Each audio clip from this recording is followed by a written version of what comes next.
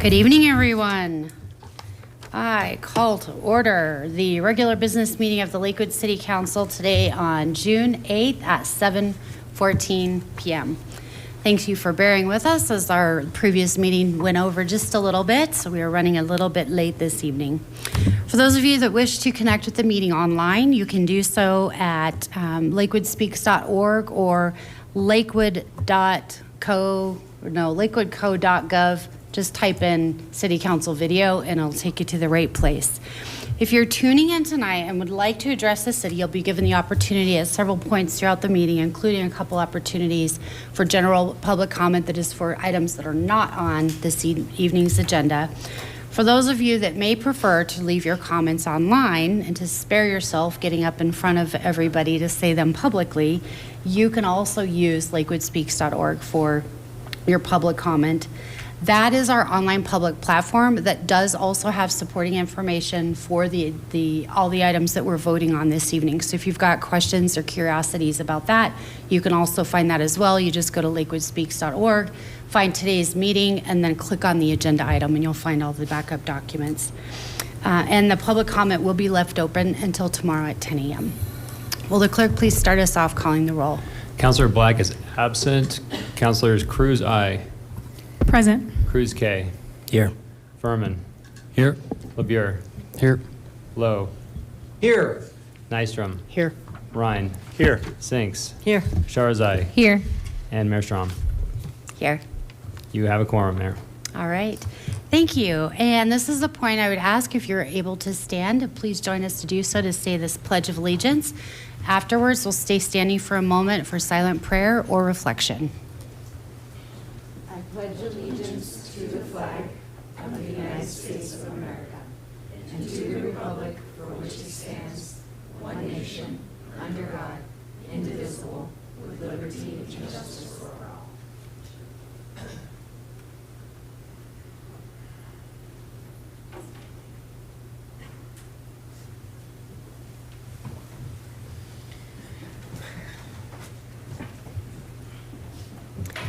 All members of the City Council have the responsibility to comply with the terms of Charter 7.2B and excuse themselves from voting on any matter in which they determine they have a personal, financial, or business interest.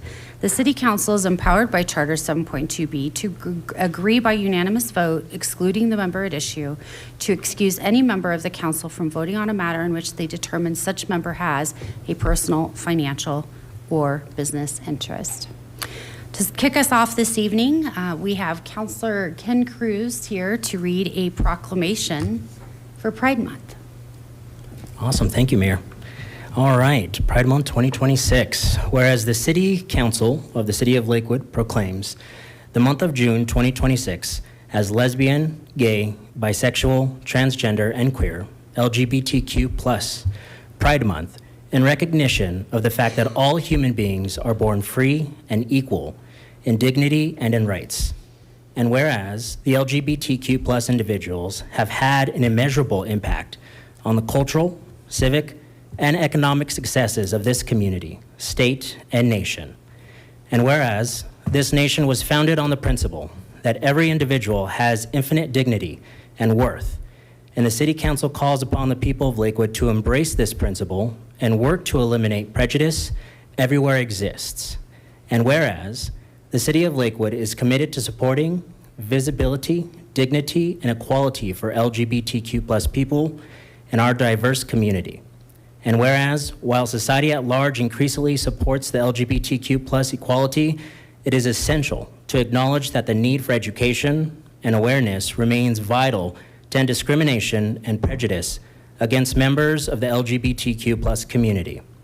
And whereas, celebrating Pride Month raises awareness, provides support, and advocacy for the city's LGBTQ+ community, and offers an opportunity to take action and engage in dialogue to strengthen alliances, build acceptance, and advance equal rights. Now, therefore, on behalf of the City Council and the people of the City of Lakewood, I, Wendy Strom, Mayor of the City of Lakewood, Colorado, by virtue of the authority vested in me, do hereby proclaim June 2026 as Pride Month.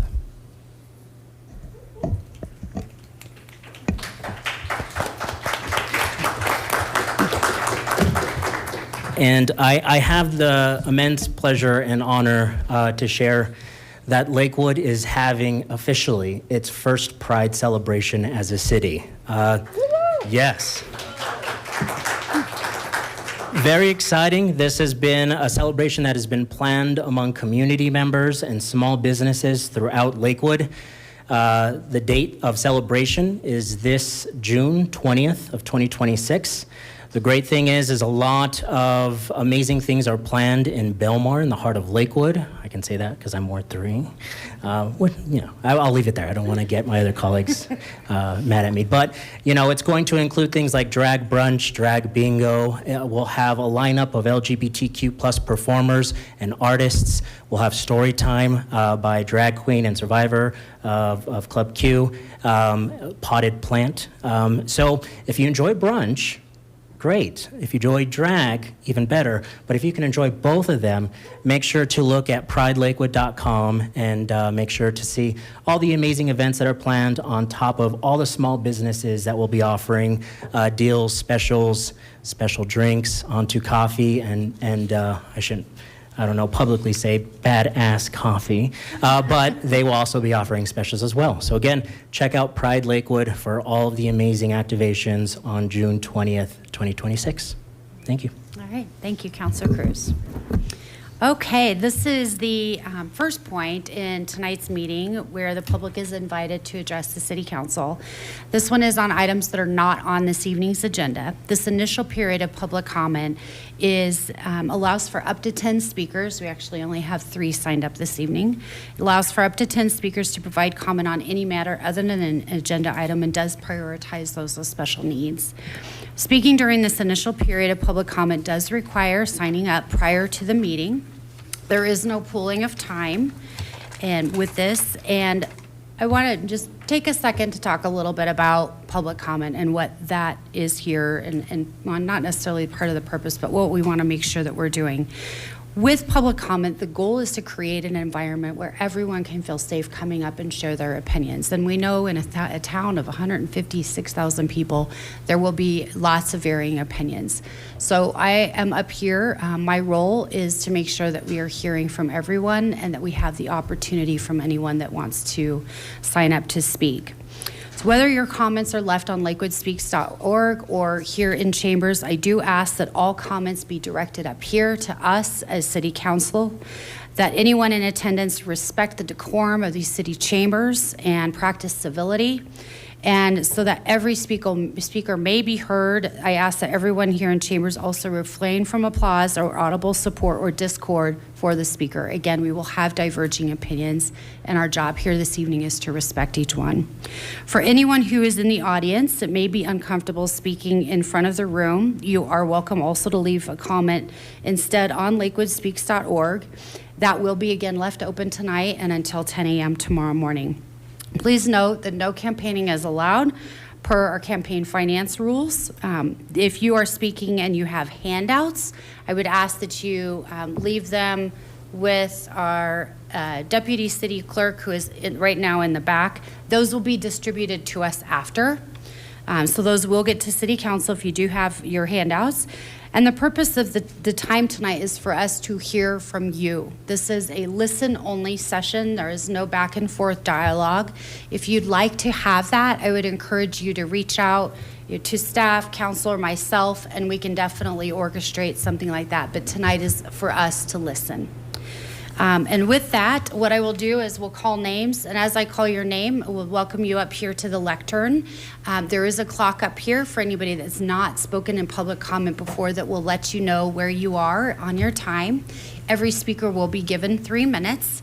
And we ask that as you approach, before you get started, if you'll open up with your name and your address, or your name and your ward, and then we'll get the clock started and ready to go for our 3 minutes.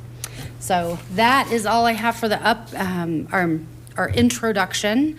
So for this evening, we have 3 signed up. I have first Alexi Fernandez, and then second Richard Martinez, and finally Amar Moody. Mr. Fernandez, the floor is yours. Alexi Fernandez, Ward 2. Good afternoon, residents of Lakewood. It has been months since ICE operations became a major concern for many residents of Lakewood. Families are afraid, parents are worried, neighbors are asking what role their local government will play when ICE already affects people who live, work, worship, and raise children in our community. And what has been the response from this council? A proclamation that carries no force of law, a proclamation that requires no action, a proclamation that can be applauded one day and forgotten the next. Leadership is not measured by what you say when it's easy. Leadership is measured by what you do when people are afraid. The people of Lakewood deserve to know whether this council intends to take any meaningful steps towards beyond symbolic resolutions. They deserve to know whether the residents expressed, the concerns expressed in that proclamation were genuine or merely political theater. But we already know the truth because Aurora has already acted, Denver has already acted, and they continue to act. They are trying to ban the airlines carrying ICE detainees from Denver International Airport. Meanwhile, here we're just getting another plan for a plan, or maybe not even that. But the truth is, justice delayed is justice denied. Also, I want to address another issue. Free speech and democratic principles are being attacked, and we blame Trump, Washington, elsewhere. It's always over there, but the ugly truth is it almost always starts within, locally, right here, right now. What I mean is that during our last election, thousands of pounds, thousands of dollars, around 90% came from outside of Lakewood to influence our election. And yet our residents were prohibited from discussing election-related matters during public comment. At the same time, members of this council were able to issue official personal proclamations expressing their political viewpoints. Rules for me, but not for thee. But the voice of the people rang clear. We told our council and big developers that we want big money out of politics and we want Lakewood green. After the election, all we asked was for the council to listen more. And what did the council do? Instead of making all public comments first, everyone who didn't sign up for initial comments will have to wait last in the meeting. And if it passes 11, they can skip your comments. And instead of making public comments 4 minutes long per person, they sneakily revise public policy and procedures to include stronger limited public forum language that tries to give the presiding officer more justification to restrict comments during that are deemed off topic. Fortunately, the city lawyer clarified that the limited public forums and no campaigning rules are two separate issues. Regardless, the non-campaigning rules will not stop me from using my 3 minutes to speak out against the mayor, horrible leadership during re-election. And with the plan, with the Mr. Fernandez, council your time planning is expired. Sweet. Thank you. Richard Martinez.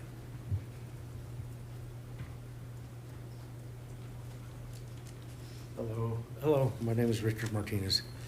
Hello, Lakewood City Council members and Mayor Strom. My name is Richard Martinez. My reason for being here tonight is because I feel like the city of Lakewood has let me down, as well as the residents of this community. My reasoning is on 4/15/2026, I was involved in a minor traffic accident at 1509 Wadsworth Boulevard at approximately 7:30 p.m.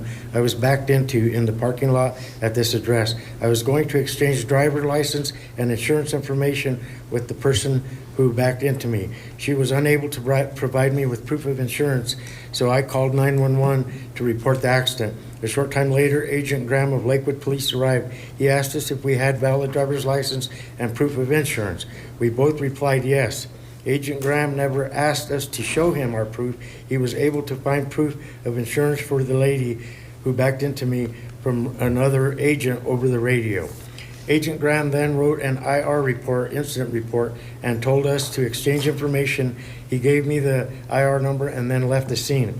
Upon exchanging information, we then departed. A couple of days later, I realized that the person had lied to Agent Graham. She did not have a valid license. She presented me with the ID only. I was able to obtain the person's driving record because there was property damage involved and it is pending litigation. At the very least, if Agent Graham would have asked to see our driver's license and insurance, I am certain he would have followed the law and issued her a citation for driving under suspension. I then took my evidence as well as video of the accident that I obtained from the property management company to Lakewood Police and requested that corrective action be taken. I was told that because it happened on private property, they would not issue a citation. I later found out that because there was property damage that they have up to 1 year to issue a citation. So the next thing I did was ask the Lakewood City Attorney's Office to take corrective action. A few days later, I received the same response because it happened on private property, they would not be issuing a citation. Neither Lakewood Police nor Lakewood City Attorney's Office took into consideration that because there was property damage, a citation could have and should have been issued. I recently on the local news heard Lakewood Police Chief Philip Smith Jr. say he would leave no stones unturned to get the proper action taken in a case. Well, I did my due diligence on turning the stones over for the Lakewood Police Department as well as for the Lakewood City Attorney's Office. All I ask for as a law-abiding citizen is that corrective action be taken and a citation be given to the person driving under suspension, which she knowingly lied about at the very beginning to Agent Graham. She has been suspended since 2015. She knew her license was suspended since 2015. I don't want all of my efforts to be in vain. Please do the right thing. Make this person be held accountable for knowingly driving on a suspended license. We do not want what is currently happening in our neighboring community of Highlands Ranch, Colorado, a person driving under suspension, killing and injuring innocent victims. We need to do better. We need to hold people accountable for their negligence and lack of consideration for other law-abiding citizens on our roads. Thank you for taking the time to let me express my disappointment with the city of Lakewood for not making illegal drivers have accountability. Sincerely, Richard Martinez. Thank you. Amar Vakamudi.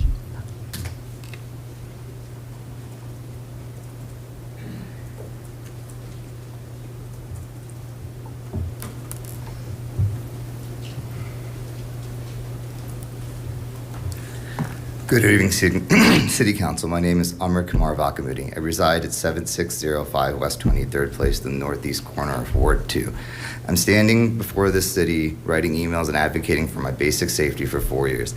And after 4 years, after pleading, the city only did to protect me from a major highway's reflective pegs. What really got me to come in today is just this morning, another person drove through my yard off of Wadsworth. My house has been struck 3 times, and my fence has been struck 7 times. One time a truck hit me at 78 miles an hour while I was grading homework, permanently damaging my ability to play guitar, which just hurts. But every time I try to coordinate with Lakewood CDOT for a protective and backfilled retaining wall or a taller perimeter fence, I'm always being caught between either CDOT or Wadsworth. This is mainly towards Liz Black and my Ward 2 representative. I think one of you may have the duty to work with CDOT perhaps, but you can only imagine it's gotten worse. I'm not sure if you guys worked with Wheat Ridge whenever they did the continuous flow lanes, but it'd been decent to talk to them like, hey, there's gonna be a bunch of more cars. First, there are no cars because of construction, but now they're racing up and down the street, okay. Trucks are using it, and I think your municipal code is like 55 or 50 decibels. I borrowed some equipment from school, and it's been 90, 80 and 90. I'm unable to live in my own home. I own my home because the guy drove through it, so I got stuck paying out. They couldn't call it a slab. And partially, I just want to know, if you guys are going to turn it into an economic corridor, I'm not going to keep putting thousands of dollars into my house or a solar panel. Call it. And then I'll call it 312, and it's like an inverse depreciation for my property. Not to mention, I had, in the last 18 months, 2 violent felons inside my home, like high on drugs because they got arrested, blood taken and stuff. One is actually Troxel. And I was disappointed in that they let her out 3 times before she finally actually hurt somebody, went back to jail.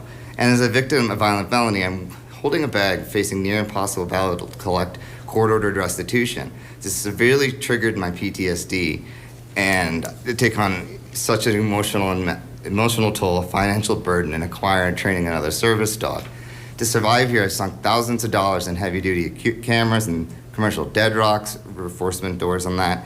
I pay my taxes of $4,000 annually, even when my house wasn't even livable for 3 years. I appealed it, and like, hey, somebody roll down that water, don't have power, cut me a deal on my taxes, never did. And I know as Lakewood continues to ignore this crisis, it's rendering my home entirely unlivable, destroying its residential market value. You're exposing the city to severe liabilities. Not to mention 2 other houses in my neighborhood have been for sale for 18 months. Nobody's coming to look at them because you can't live next to that road. I have piercing light, deadening sound, not to mention motorcycles or whatever. And then people are stealing, water and things and such. But I just don't want this to be a treat and forgotten buffer zone because we're next to Wheat Ridge and Edgewater, And I've been working with Planner today to get a taller fence, but it always gets in. It doesn't work. I just want to feel safe where I'm living. And this is just way too much. I've been here 10 years. I'm originally from Missouri. So I'd like to stay, but if it's going to be like that, I'll buy a house somewhere safer and sell it. So I appreciate your time. Thank you.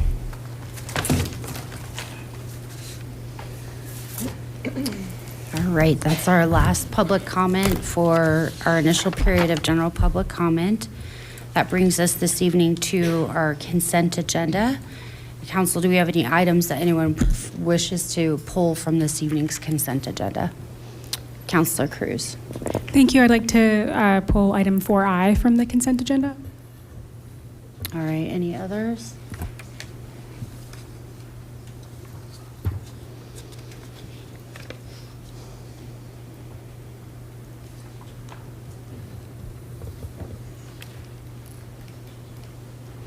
Mr. Clerk, will you please read our amended consent agenda into the record? Thank you, Mayor. The consent agenda is comprised of the following items. Item 4A, R 2026-41, authorizing the assignment to the Housing Authority of the City of Lakewood, Colorado, DBA Metro West Housing Solutions, of the City of Lakewood's 2026 Private Activity Bond Volume Cap allocation pursuant to the Colorado Private Activity Bond Ceiling Allocation Act.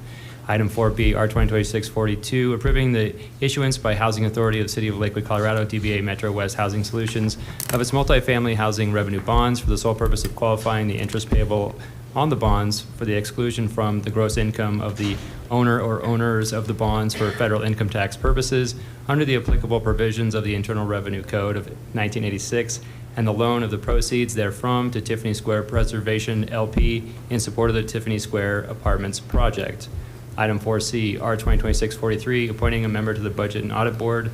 Item 4D, R 2026-44, appointing and reappointing members to the Lakewood Design Review Commission. Item 4E, R 2026-45, appointing members to the Lakewood Advisory Commission. Item 4F, R 2026-46, authorizing the amendment of the amended and restated City of Lakewood Employees Money Purchase Pension Plan and Trust Agreement. Item 4G, R 2026-47, authorizing the amendment of the City of Lakewood's amended and restated Deferred Compensation Plan and Trust Agreement. Item 4H, R 2026-48, authorizing the amended and restated City of Lakewood Police Duty, Death, and Disability Trust.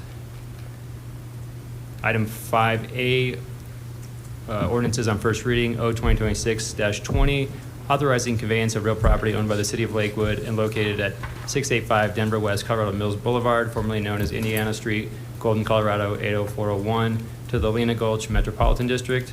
Item 6, approving minutes of the City Council meeting, regular meeting minutes from May 11th, 2026. Thank you. You can breathe now. All right, and with that, so I do have 12 of you signed up to speak on the consent agenda. However, I suspect that maybe most of you might be here to speak to the item that was just pulled. Do we have anyone that wants to speak on the consent agenda that was not pulled? The consent agenda as it is? None? Okay, so what I'm going to do is just transfer this whole sheet. We're going to go through the consent agenda, vote on that, and then we'll come to this next issue. With that, we read that into the record. We have no public comment on the consent agenda. Again, Public Lakewood Speaks is open, so if anyone wants to comment there, may I please have a motion? Mayor Strom, I move for the approval of the City Council minutes, order all ordinances introduced on first reading to be published in the Denver Post with public hearing set for the date included in the ordinance, and for adoption of resolutions, all of which are included in the consent agenda items introduced into the record by the city clerk. Second. All right, we have a motion on the floor and a second. Any council comments or questions? Councilor Cruz. Thanks.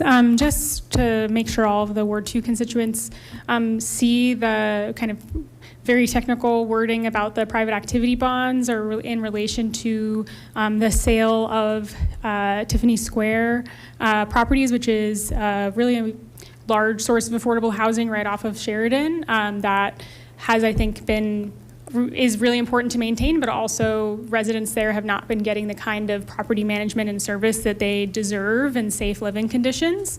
And you may remember several years ago there was a fire there that did result in the death of a mother and child. And so I'm really glad that a new property owner will be moving forward to make really important life and safety improvements to this property, and we'll be tracking this quite closely. So we don't have a timeline on when some of this is going to move forward, but just wanted to put forth that that's an important thing for our district and for renters in our district. So thank you.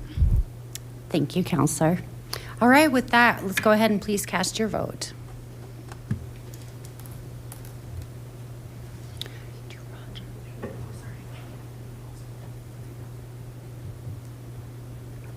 That passes 10 yeses and 0 nos.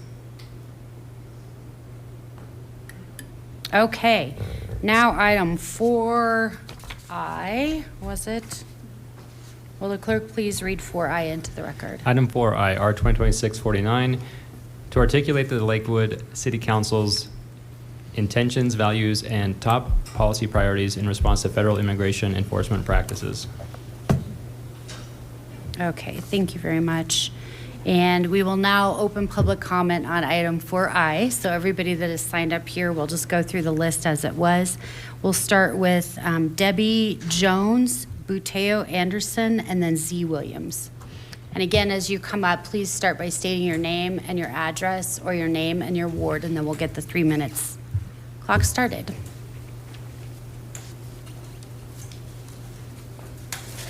My name is Debbie Jones. I am owner of a home in Ward 3 since 1966, and I currently live in Ward 4 since 2001.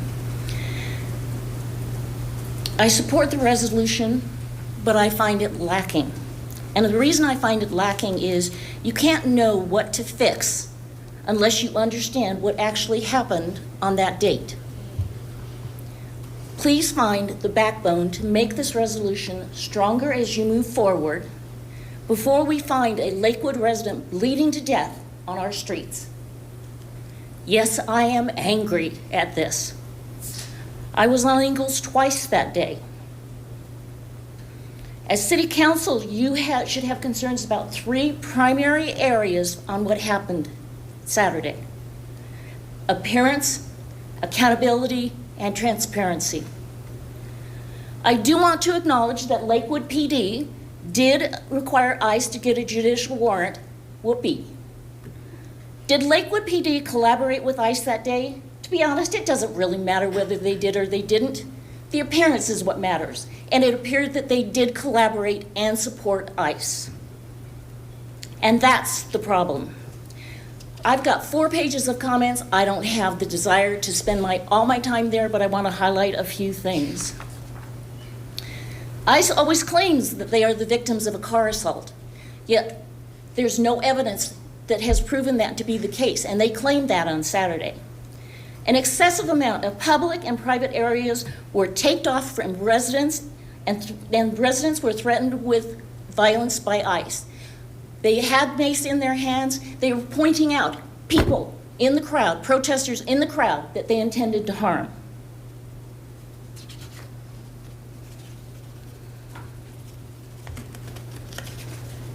By the way, what authority does ICE have to block off our public streets or anybody's private area?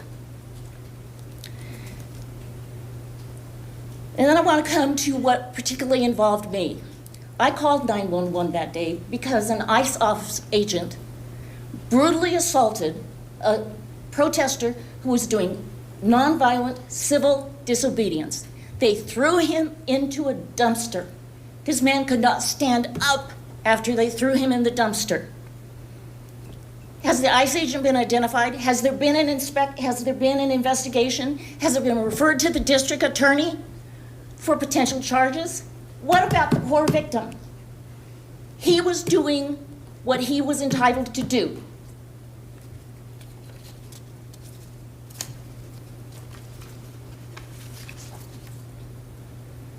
When Lakewood PD showed up that afternoon, they talked to ICE first, all buddy-buddy shaking hands. They immediately reinforced the crime scene tape, but who really put up that crime scene tape to begin with? They never looked for me. I was told where to wait by 911 JEFCOM. Thank you for listening to me, but you need to know what happened that day and not just what you're being spoon-fed by the police department. You need documentation on what they did and didn't do. Thank you. Thank you. Buteo Anderson.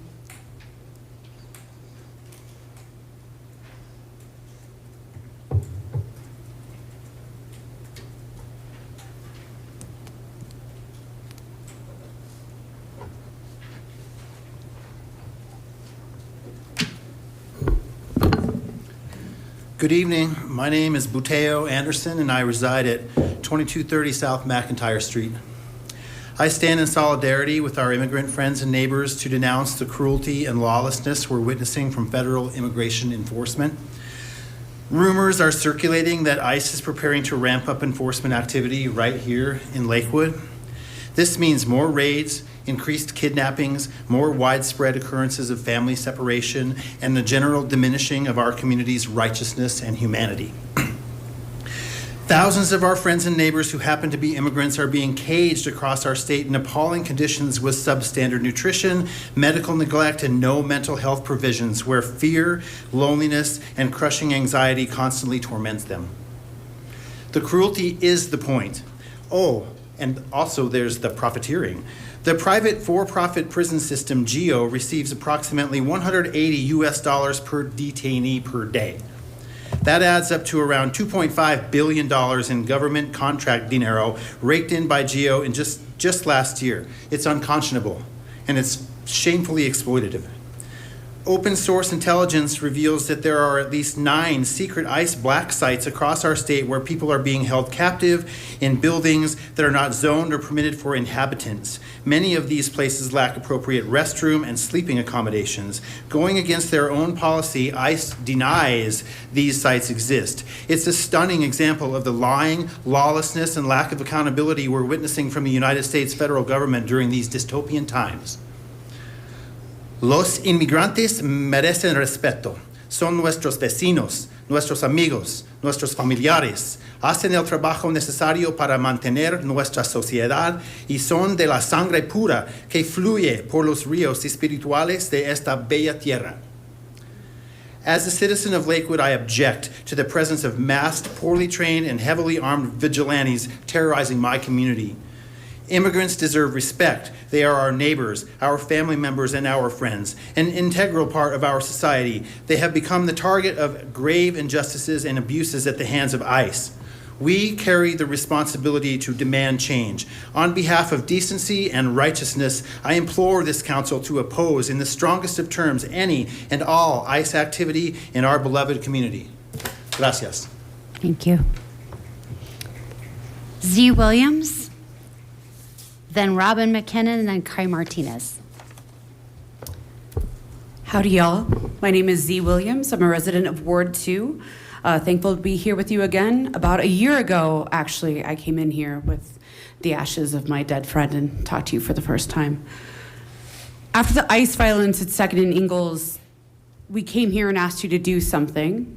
And I'm really thankful that you plan to do something, that you're working to do something. And I want to remind you that sometimes doing something isn't always enough. Putting words on a paper isn't always enough. And want to encourage you to be as bold as possible, because our city resources should not and must not be used for ICE. I understand the importance of taking time to mull things over and talking to more people. I understand how that can feel really safe, especially to bring experts in and create a buffer. But none of us here in Lakewood feel safe. Especially our migrant community does not feel safe. I work with a lot of folks in other communities who are opposing ICE, who are facing constant harassment, stalking. ICE agents are even calling in for protection orders against activists for doing constitutionally protected activities like filming them and documenting them. And I fear that that's going to come to our streets. None of us are safe. None of us are safe when ICE can be here. And I want to appreciate the counselors, especially those of you who come from migrant stories, who are queer, who are BIPOC, and who have fought time and time again for queer people, for trans people, for BIPOC folks, for migrant folks. And I want to invite the rest of you that it's time to show up. It's time to be bolder and braver, because your counselors have had to. They've had to take a stand and endure a trauma that we don't always understand. And so I invite you to be much bolder now and to push for something so they don't have to all the time. They should not be the front line of this. It's not okay to choose your safety over all of us. And I want to say it's Pride Month. Do you want to know how trans folks are treated, how queer people are treated in ICE detention facilities? It's not enough to make a trans or a pride proclamation and not think about what it means to be denied gender-affirming care or being placed in places that are safe for you, to be kept from the resources that you need. It's 1 year since we lost Jax, 1 year. And I know if she was here, she would be here with me, because she, like I, am queer as in abolish ICE. Thank you. Robin McKinnon?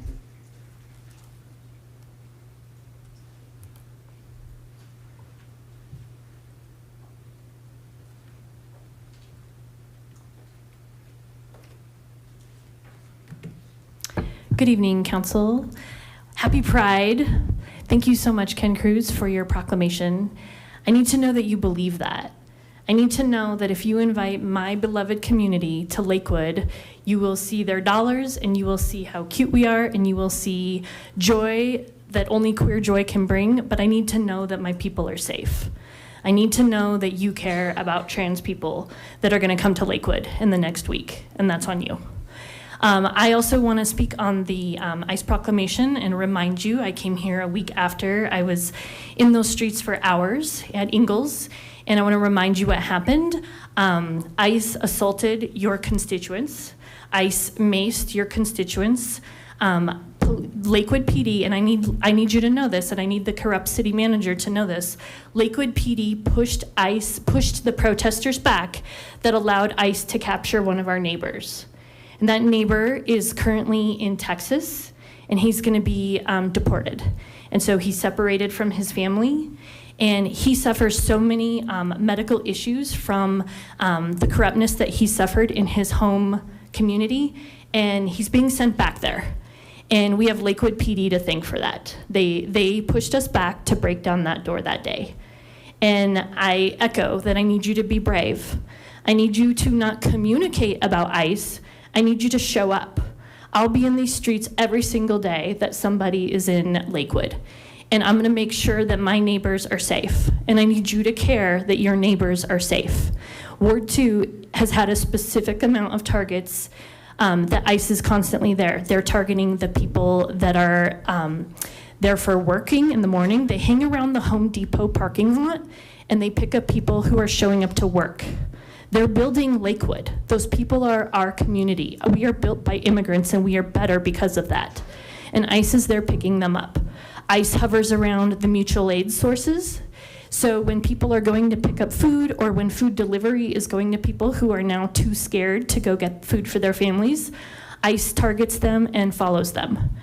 And so we don't need communicating anymore. We don't need anything that's weak-minded. You all passed the proclamation on Monday, and one of our neighbors was kidnapped on that Saturday. And so we need strength. We need you to actually back up. ICE is not supposed to be in Lakewood streets. What are you gonna do about that? Are you gonna tell Lakewood PD to not buddy-buddy and fist bump them and assault Lakewood residents? Are you gonna tell the city council members or the corrupt city manager that we don't work with ICE? Because we could be nationally known. We could see this. We're expecting a lot of action from ICE in the next couple of months, and we need you to back up your people. And you say that you will, and some of you are starting to show up, and I thank you for that. I love the idea that we're finally starting to work together. And long live Jack Scraton, and happy Pride. Thank you. Kai Martinez. Then Joe Hill, then Newt Salamander.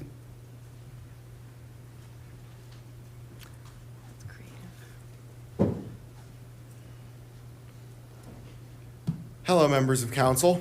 You'll pardon the amount of time it took me to get up. My health is worsening. Which, on that note, Ken Cruz, a while ago when we were meeting, you promised me that you would get to me information related to how Lakewood Police is trained in dealing with disabled people such as myself, because I am genuinely afraid I will be killed by a Lakewood police officer like him who does not realize that I have a health condition. But I am testifying in support of R 2026-29. I'm not sure if that's still called that. I don't know with the move. This measure will make significant progress in preventing collusion, because that's what they are. Lakewood are fascist collaborators, between Lakewood Police and immigration enforcement. The White House, through its website, has begun comparing immigrants to extraterrestrial beings. And as someone once pointed out to me, aliens have become the new demons. The Nazi Party would frequently, in order to dehumanize Jews, Romani, disabled people, queer people, and others, compare them to mythical creatures and to the villains of Germanic folklore. This is not uncommon in genocide. It was done during the Armenian genocide and many others. This is the rhetoric of genocide. With this vote, you will decide whether or not you are remembered as collaborators or as people who stood up. According to the same White House release, between the dates of March 3rd of last year and May 28th of this year, 25 Lakewood residents have been kidnapped by federal authorities, something that is almost certainly an undercount. Additionally, this is not the only step. This city still gives money to Palantir and Flock Technologies, in addition to other companies, such as Unicor, which with Juneteenth coming up, I must mention, are slavers. And this is a damn free state. That is all.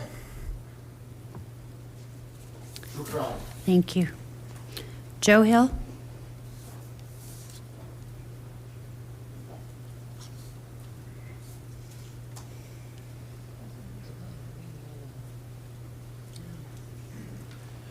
Council members, thank you for your time. I'd like to speak for a moment on just some of the language that I believe was in the notion is that, and how it frames things that happened there that day. I think it's important for us to remember that the way things are framed is very important, because so very often we, and our media and our institutions frame power often in terms of like being the victim, especially like ICE, right? Like we know that ICE likes to pretend to be the victim when they're the ones constantly escalating tensions, constantly escalating violence, whether it's on the streets of Lakewood, Minneapolis, or currently in Delaney. They escalate tensions and they lie about it, and they get people hurt, they get people killed, and then they try to shift the blame on it. It's a classic tactic that abusers often do, and I think it's important for us to take a bold stand against that, and more so than language, I think it's important that you demand more of the actual institutions and the people who took an oath to defend the people of this community with their lives against all enemies, foreign and domestic, which would include rogue federal agencies that act outside of the law, that act as though they are above the law. You need to demand that the police lay down their lives and turn their weapons against ICE when they enter our community and they break the law and they kidnap our neighbors and they injure our neighbors and they kill our neighbors. Because if you don't, someone's going to. If the police don't defend the community like they swore before God and the Constitution to do, then somebody is going to do it for them. It doesn't take a sociologist or a historian to realize that. Because the federal government failed to meaningfully address slavery, you had people like John Brown come to the inevitable and correct conclusion that they had to take matters into their own hands. And we live in a country where there are 8 guns for every 1 person. And there are 5,000 civilians for every one police officer. It doesn't take a mathematician to understand that those are terrible odds. And in a warning from the French Revolution, if virtue does not reign today, then terror will surely reign tomorrow. Thank you all for your time. Thank you. Newt Salamander, then Tanya Allen, then Jamie Frederick.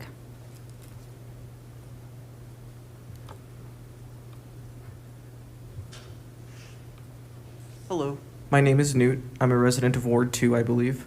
I don't have anything prepared today, but I saw that this proposition was posted and decided that I should come out and speak for it.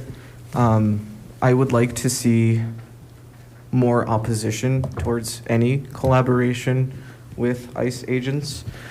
I am one to have never felt safe in the presence of police. I cannot imagine how myself or my neighbors will feel in the presence of ICE agents, having seen what we've seen not only in our own neighborhood in February, but across the country. So I would implore you to please consider these words from myself and from everyone, that we do not want ICE at all. Thank you. Thank you.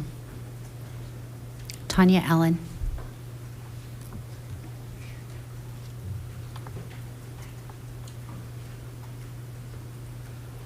Good evening, council members. My name is Tanya Allen, and although I reside in Golden, most of my family's daily activities are spent in Lakewood, and I'm here today as an ally of Lakewood's most marginalized communities. I really appreciate the effort that has gone into this resolution, but it's not nearly far enough.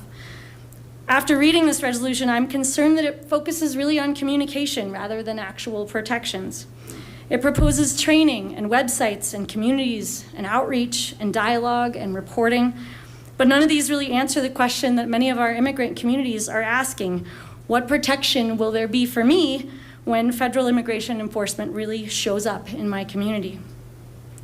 Recent activity on South Ingalls Street and growing concerns about enforcement activity as recently as this week near the Jefferson County Jail have demonstrated real-world impacts that these actions have on our neighbors. Fear does not stop with the individuals targeted. It affects their children and their families and their school neighbors, their business owners, and entire neighborhoods. It affects whether people report crimes, whether they seek emergency assistance, whether they engage with our local government.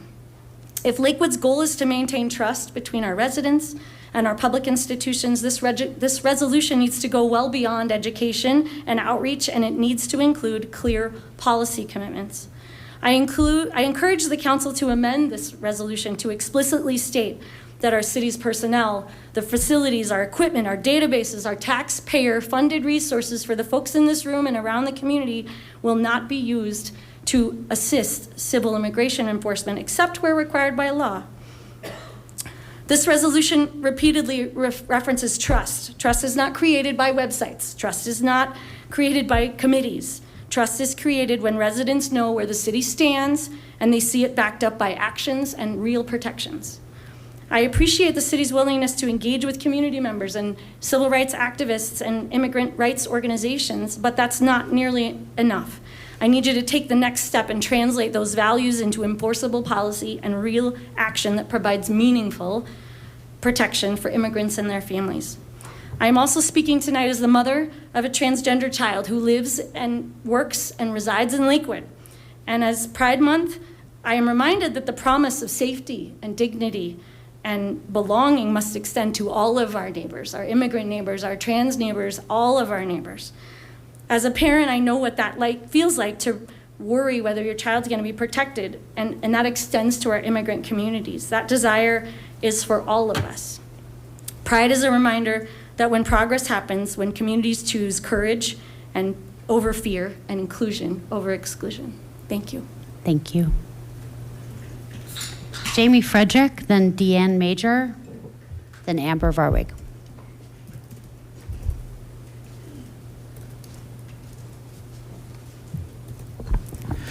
Hello, Council. My name is Jamie Frederick. My pronouns are they, she. And I want to just first off by starting to say thank you for this resolution and for the council members who are taking a stand against ICE. And I want to speak as well on the previous proclamation on it being Pride Month. And I want to take that and remind us that Pride was originally a protest. Pride was originally to stand against government overreach and government attacks on our community. And I want us to honor that spirit. And I want us to honor that spirit in this resolution with taking a stance against ICE and the harm they are causing to so many communities. And so I just want to say that. And as well, yeah, thank you. Thank you. Deanne Major?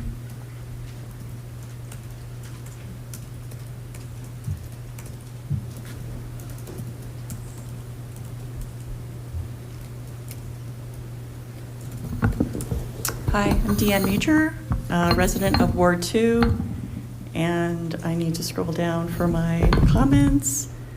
First, I wanted to say that I am in strong support of this resolution. I think it's already been stated that it isn't strong enough. First, we had a declaration, now we have a resolution, but I would like to see policy. I would like to see rules, things that if rules are violated, then we have some recourse. So I believe that it is a good starting point. Let me get down here. I had it.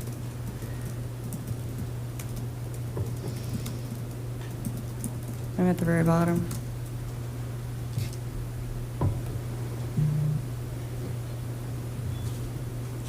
A lot of comments. Sorry, I apologize.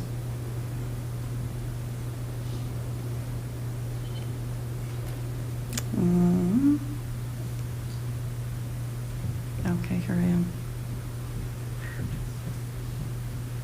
Okay. We do need clear guidelines for Lakewood Police Department in regard to ICE activity in our communities. It's imperative that all members of our community feel safe in contacting our local law enforcement when there are concerns of illegal activity or unsafe conditions, and don't fear collaboration with ICE agents. I wanted to give an example of this. I work with children and adults with disabilities, and I've done this for like 25 years. I worked with a family where their child was saying that they were sexually assaulted by the teacher. And because the family had status that they were in the process of getting things in order, they were very fearful to contact the police to say, our child has said that he's been sexually assaulted by the teacher. So this incident ultimately was not reported. This was not investigated. And so there was harm done to this family. They were terrified to contact the police, but also there was harm done to the community because this was not investigated. And this was someone that is in a position of trust as a teacher. So I'm giving you a real-world example of how this will impact our community if people see that the Lakewood Police Department is collaborating with ICE. I also wanted to say that I do participate in protected activity on a weekly basis where I do observe ICE. We are allowed to be there, and we're simply observing. And I will say that ICE agents are incredibly ruthless and violent. They've cussed me out just for simply standing on the street observing. They have tried to run us over. They have flipped us off. They've done every manner of inappropriate behavior. And this is not law enforcement, okay? These are Ms. Major, your time is rogue expired. agents. Okay, I just wanted to state that. Thank you. Thank you. And please read my written comments. Thank you. Amber Varwig?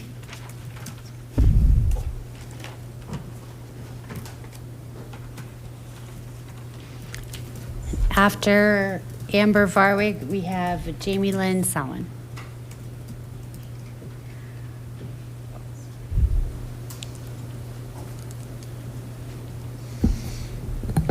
Amber Varwig, Ward 2. So, one thing that I haven't heard anybody mention, I opened up the newspaper today and 2.7 million people were almost declared dead by Trump administration. They were going to be cut off from Social Security, which cuts you off from everything, so that ICE could pigeonhole them at Social Security offices to do whatever they wanted with them. Now on this list was teenagers, American citizens, people that had earned their citizenship here, just anybody who disagreed with them. This is not just an immigration issue. And it's not that immigrants don't deserve the respect that we're all paying to them here today. But sometimes it might help to see how there is a bigger picture that includes all of us, more of us maybe than we thought in the first place. Have you ever written something online that was a little bit critical of this administration? Do you know for sure you're not part of that 2.7 million? We need to consider the idea that we should go further. We might need to go as far as we can, because what we decide today that we will try to stop, that we might give ourselves some leeway in court, that could be the difference between you and your neighbors and your family being hunted down by ICE, who are no better than glorified bounty hunters and have become his personal little militia. I am genuinely worried for myself, my loved ones. I have people in my family who are transgender, who don't conform with the norm. I'm worried for a lot of my friends. I'm worried for all of us. It's easy to make it an immigration issue, or this is a trans issue, or this is a... They're gonna come after every one of us that they can. Go as far as you can to protect us from that happening. That's what I'm here to ask you to do. Go as far in this resolution as you can make yourself go, because it could be the difference between the inside and the outside of a jail cell and whether or not a court decides we stay there. There are people that have never been to, oh goodness, where is it? That prison that he sent people to. They're just over there being held prisoner in another country. And a year ago, you would have told me that was crazy. That couldn't even happen. We aren't safe just because we aren't part of the protected class. None of us are part of the protected class. Thank you. Thank you. Jamie Lynn Solomon.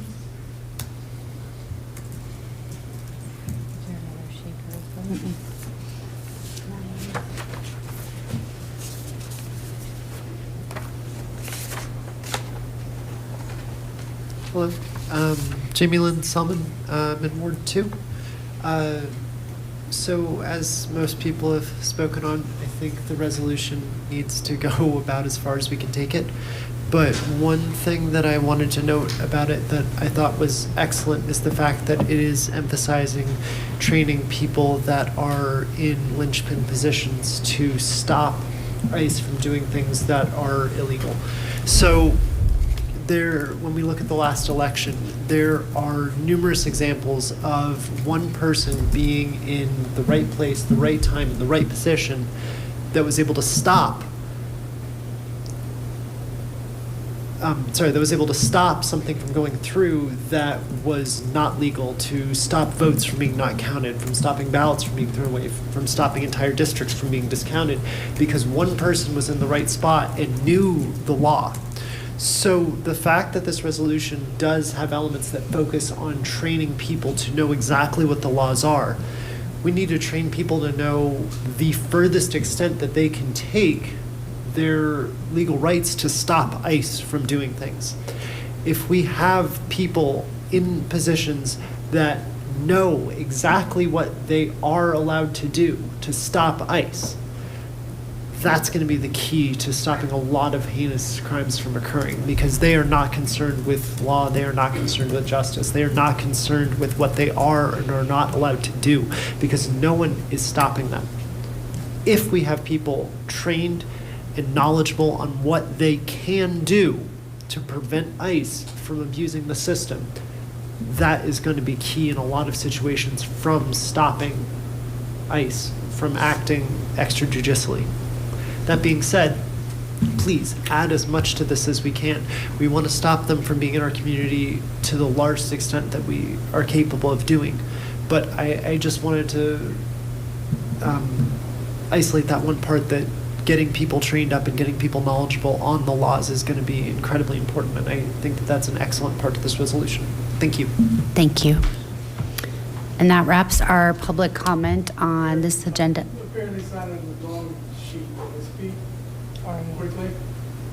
We have somebody else that wants to speak? Yep. Yep. Ms. Salazar, do you have a sign-up sheet? Why don't you, we'll have you come up and speak first, and then if you could sign up on your way out, that works perfect. Thank you. My name's Arnie Carter, and I live like a 10-minute walk from here in Ward 3. I was the first responder to Ingalls, and I can tell you that the police department, Lakewood Police, definitely protected ICE. There's no doubt about it. And I just want to say that in Lakewood, we love our neighbors, and we will fight for them.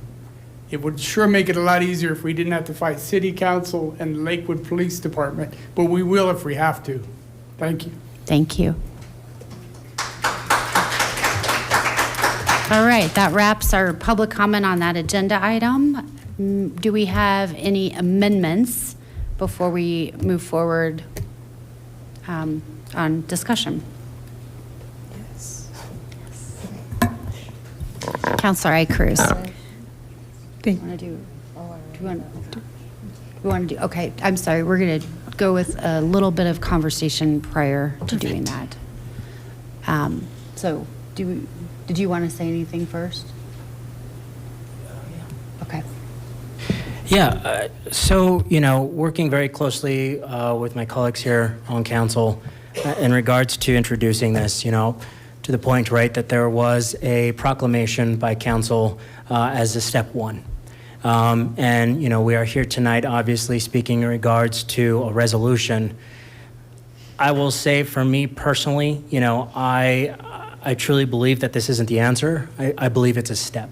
So hearing a lot of the community feedback in regards to continuing to go further, I think we hear you. I do know in regards to the resolution, and we might have a representative from LPD speak a little bit about the collaboration aspect of how we got here. But the fact that there's a committee that's going to be put together by LPD to be able to navigate subject matter experts that can report back from their experiences, what they're seeing on the ground. But what truly separates that from me is that they have been very intentional sitting down with representatives from CORN. They've been very intentional in regards to sitting down with individuals that specialize in immigration protection and advocacy. I think that's important. And I just want to open the floor, to Officer Alish and just speak a little bit more of where we came from and where we're going from here, because I think this is the thing. A lot of the public comment tonight was that they don't feel safe in our city, right? That they don't feel safe around law enforcement. We either have an option to continue that divide as a community, or we continue to work together to fix that divide. So we all have to show up to do that, right? So if we could invite, Commander Alish. Commander Alish, please.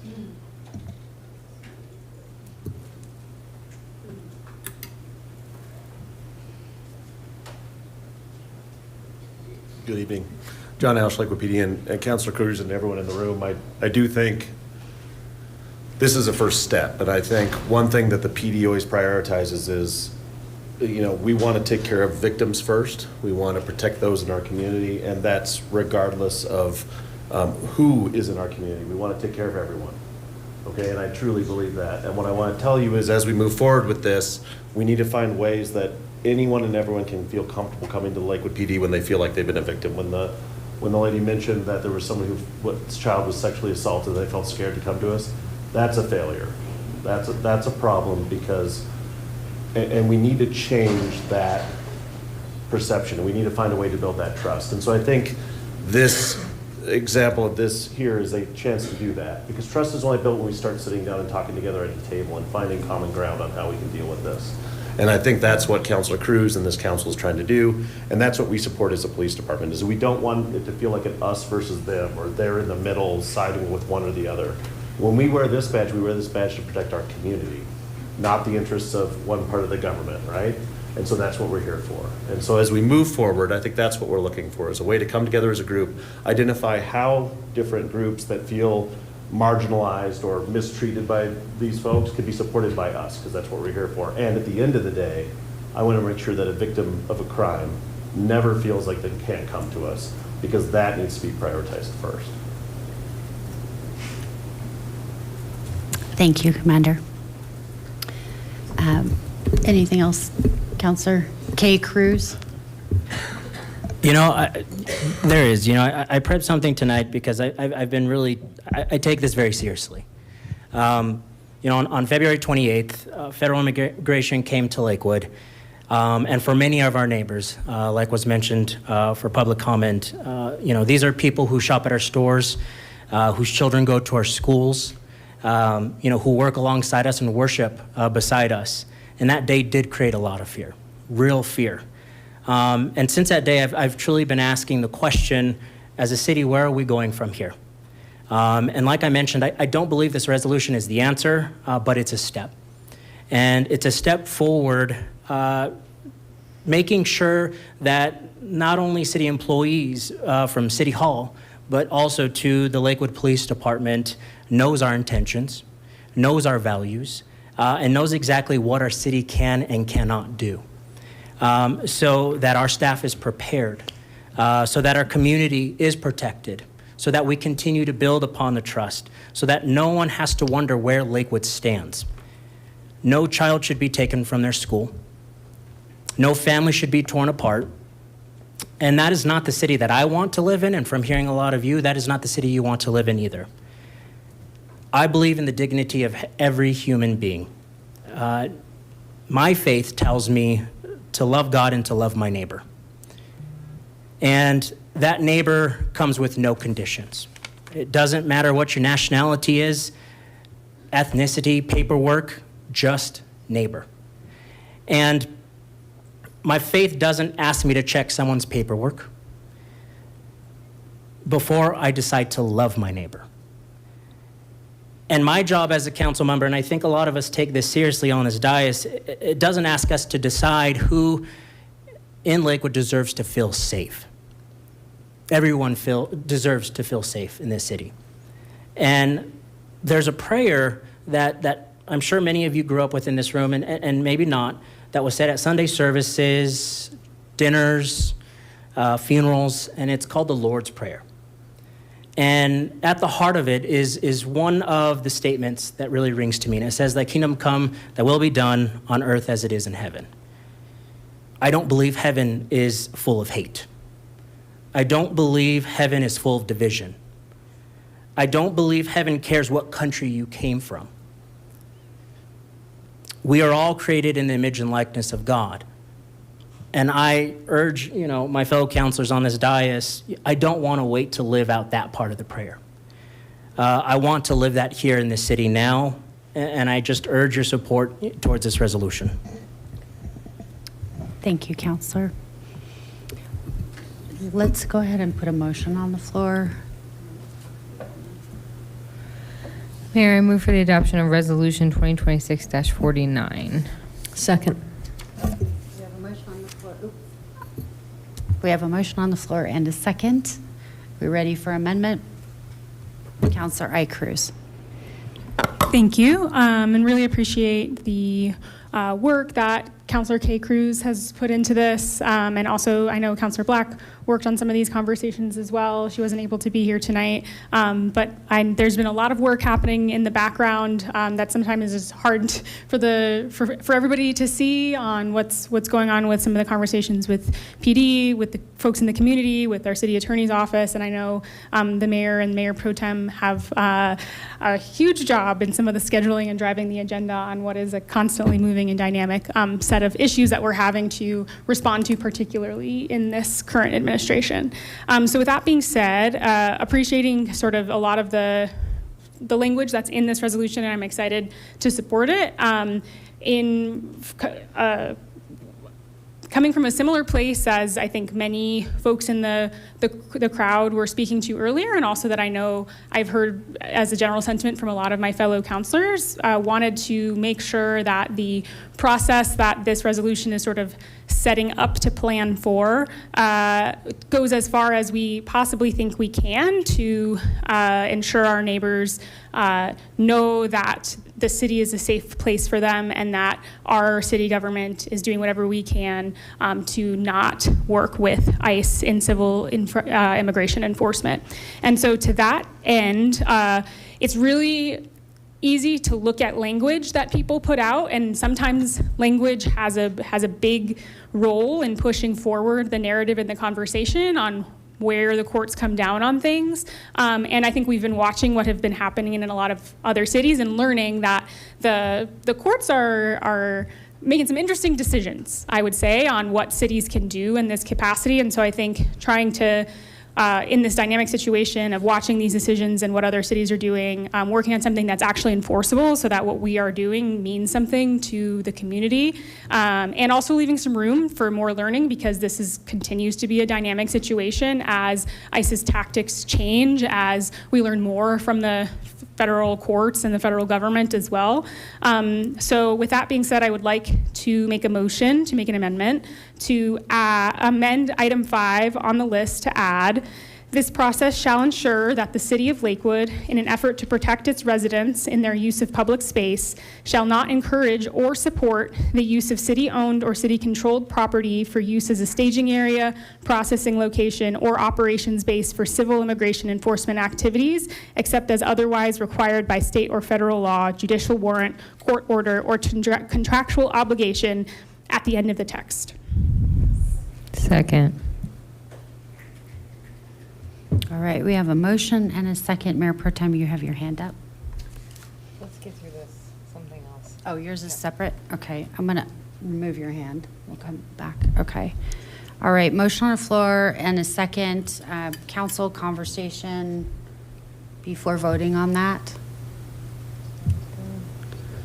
So I do have a question as far as support goes. You know, my concern is that what we're seeing is that cities can't ban ICE from being on public streets. Public streets, like it or not, are public streets. And so with having the word support in it, I'm not sure if that, my biggest concern, I'll say as the mayor sitting up here, is we have 156,000 residents, and arguably we have people that are not feeling safe. Lots of people that are not feeling safe right now. So absolutely, 100% we need to find a way to move the dial on that safety feeling. But at the same time, I don't want to put us in a place where we have created verbiage, a resolution that includes verbiage that leads a false impression of the fact that the city can do something to stop ICE being on property, when that is time and time again what courts are overturning. So I don't know, like, could you tell me a little bit behind your word for support and what we think that could ultimately translate to legally? Sure, and I will just note that this amendment was created in consultation with legal counsel, kind of as changed from a previous iteration of what I was planning to amend. So at least my understanding is this strikes, I think, a better balance than I had previously used with the words like allow or things like that, to push, I think, the boundaries as far as possible with the full power we have as a home rule municipality to regulate demonstrations and ensure that uses of public property are in the kind of best interest and the safety of our residents, while recognizing that there could be situations in which state or federal law or other matters such as judicial warrant, court order, contractual obligation could kind of undercut that. So I think my understanding is this is a good balance of trying to push that as far as we possibly can within what we understand is legally allowable now, without going further than what we understand. And frankly, I think that there is a universe as we learn more that we need to continue this conversation and can push further, since I'm not speaking as an attorney or with any advice, obviously, but I think it is just known to the public that there's a lot to be learned about the current civil immigration enforcement activities of the federal government and a lot of things changing. So I would offer the opportunity for Ms. McKinney-Brown to speak to anything I said as well.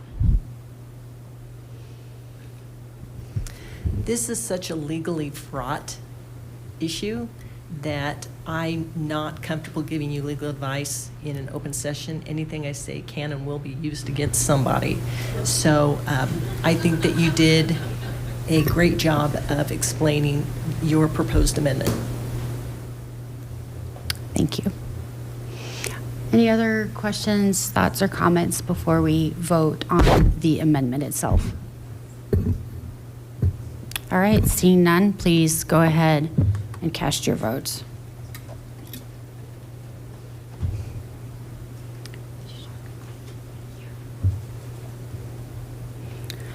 That passes 10 yeses and 0 noes.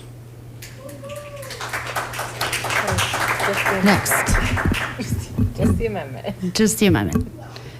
Counselor Sinks, your hands is up. So now we're talking about the whole. Now we're back to the full resolution. Great.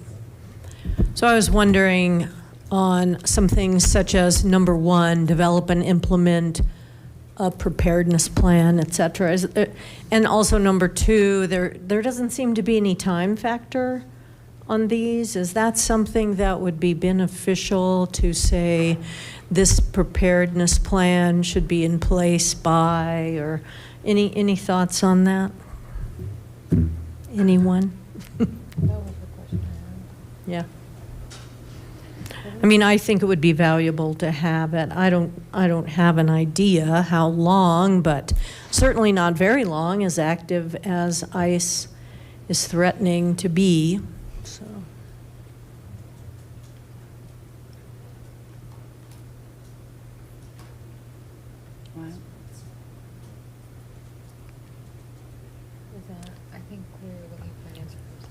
I wonder if staff could, or we could hear. Yes, thank you for the question. We certainly recognize the importance of doing this with haste. And if you want to put a time frame on that, we'll do everything we can to abide by that. Understand, hearing the public comment, it sounds like there will be some activity within the next month or in the next month, which makes it even more concerning that we get this done. So what would you recommend as a time frame? Do you want to say within the month, or that, how about at our next regular meeting, we come back with an update to tell you where we are on it, whether it's completed or not? So council agree on that? I see a lot of nods. Great. That's what we'll do. Thank you. Okay, thank you. Mayor Pro Tem? Thank you. That was, appreciate Councilor Sinks. That was a question that I had. Also, just who's responsible for the training? Like, do we see this being someone in-house, or are we working with someone outside of the city? Another question for our chief, who isn't here this evening. Councilor Cruz, do you have more information on that? Yeah, so the conversations have been in collaboration with the city attorney's office on that training. So the city attorney's office is responsible for training staff on becoming experts, as I'm understanding how it's written. The city attorney's office will support the internal training system that we already have in place to make sure that the information that we need to make, that all members of staff need, is made available to them. Right at the moment, the best training is coming out of other cities, and we have very strong connections with cities that have been very actively dealing with these matters. So I expect that a large part of our training materials are going to be borrowed directly from those cities that have already dealt with these matters. And I think that's great. There's no reason to reinvent the wheel, especially if that's going to cause delays. So Thank you for that. My last question is just number 3. This agent assigned for information to the community, is this an information to the community in real time if there is an incident, or is this meant to be someone who's writing a report that then gets shared publicly? Do you know the answer to that?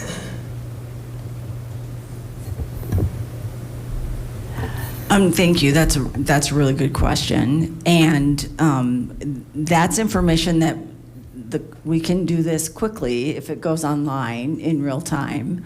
So we can commit to that today. We will also, though, always have a report written. So both of those will be available. But as you just insinuated, reports take a little longer to post. So we can post immediately or as quick as possible. It just won't have the detail that a written report will have. But eventually both will be done.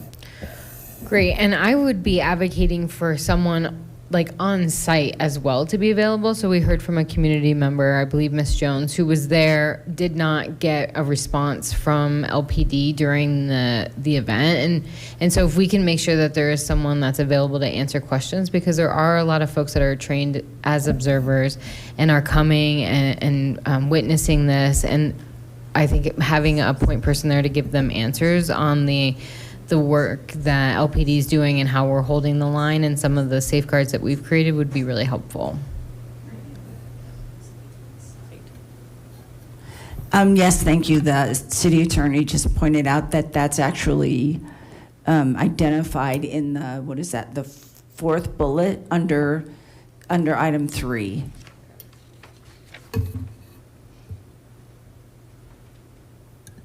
Great, thank you. Yes, and in addition, we will have somebody present, whether they're sworn or not, that will be there to be there as a representative for the citizens. Great. Councillor Lowe.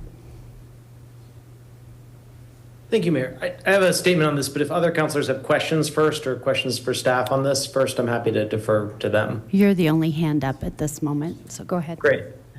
Thanks. I want to say again, big gratitude and thanks to Councilors Cruz and Cruz for doing a lot of pre-work on this over the last couple of months. I'm really glad we're doing this tonight. I can't put it better than my co-councilor already did. This doesn't solve the problem. We shouldn't pretend that it solves the problem, but it's another important step and it's something that we can do, and I'm glad we're doing it. I'm also very glad that Councilor Cruz offered her amendment, and thanks for doing the pre-work on that. I just wanted to call attention to how valid I think a lot of the really intense frustrations that we're hearing from our constituents are. Uh-oh. Why don't we just tell him?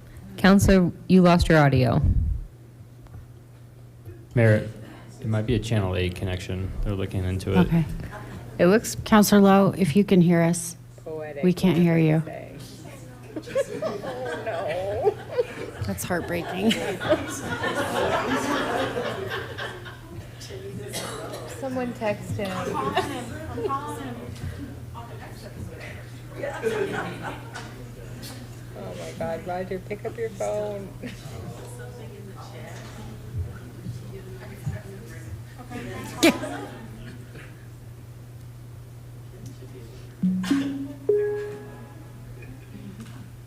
Never mind.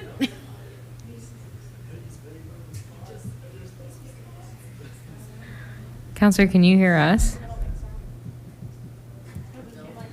Yeah, I don't believe he can hear us either.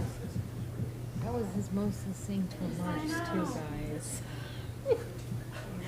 And now Anyone can read lips? me? I did not.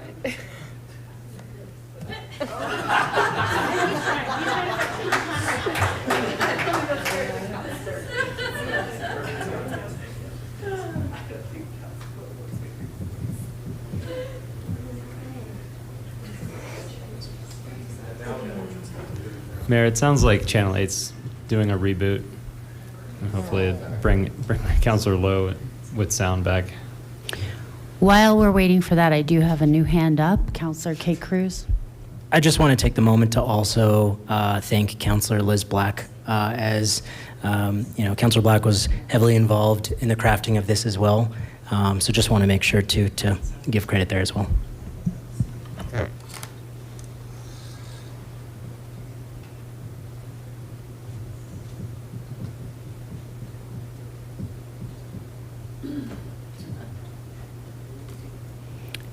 All right, Counselor, we do see you now.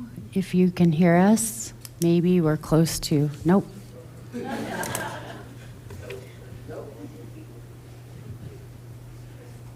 Recording in progress.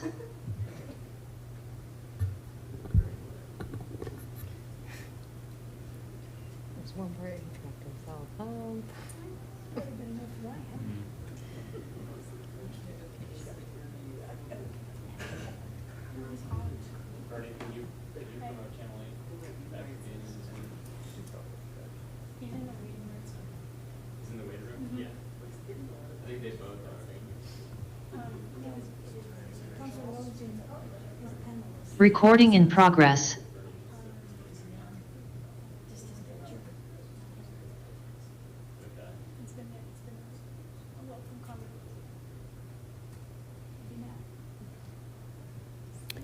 Counselor, we see you now. Do you want to try audio?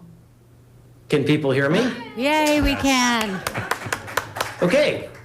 Well. So we missed the entire poetic whatever you were about to say. Okay. But people can hear me now, right? Correct.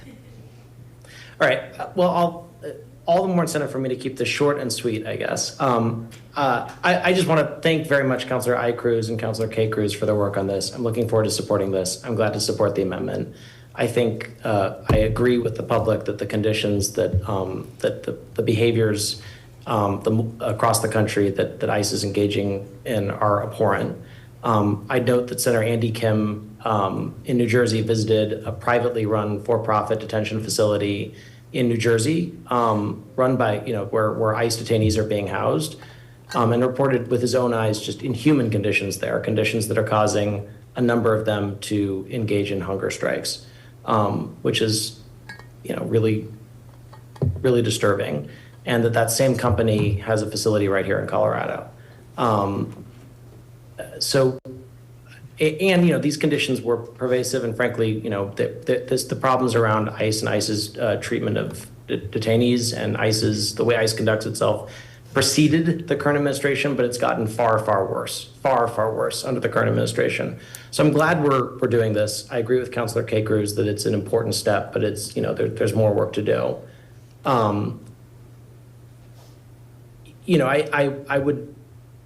I think that it's important to name that, like, we should be doing everything possible to not cooperate with an agency that is engaging in these behaviors. I'm glad we're taking this step. I don't expect our staff, our employees, our police to violate, federal laws, state laws. I expect them to comply with state laws that protect confidential information, as is named in the resolution. I don't expect our employees to break federal laws or defy, federal orders or court orders. But what I do expect is that we are not doing anything more than the absolute bare minimum required under law to cooperate with this agency. And it is my expectation, I just want to clearly signal that it's my expectation that our police not in any way be more helpful than they absolutely need to be in cooperating with an agency that's, that's engaging in these behaviors. And I think that's important. I think we need to continue to monitor that, as council frankly begins to interview candidates for our next city manager. It's a question I, and I'm sure some of my other colleagues will be asking, how can we make sure that we're not going any further than the absolute bare minimum required to engage in cooperation. Finally, I would just note, although I'm not commenting on any specific race or making a partisan comment, that for folks in the chamber that feel very strongly about this, as important as it is that we're engaging in this, activism at the city level, I would argue that at the state and the federal level, there are significant levers available to try to rein ICE in. And there are multiple races in Colorado right now where this is a live issue and where candidates have different positions on how much they would rain ice in. And I would encourage folks that feel strongly about this issue to engage in those races coming up in November, because it really matters. And I think having folks at the federal and state level in Colorado that are going to rain ice in is incredibly important. So that's just what I wanted to say, and look forward to supporting this resolution. I hope everyone could hear me that time. Yep. Thank you, Counselor. Counselor Sinks. Thank you. And to piggyback off of Council Member Lowe, so we have even a primary this month. And so be sure to vote in the primary, because it all starts there, not just waiting until November.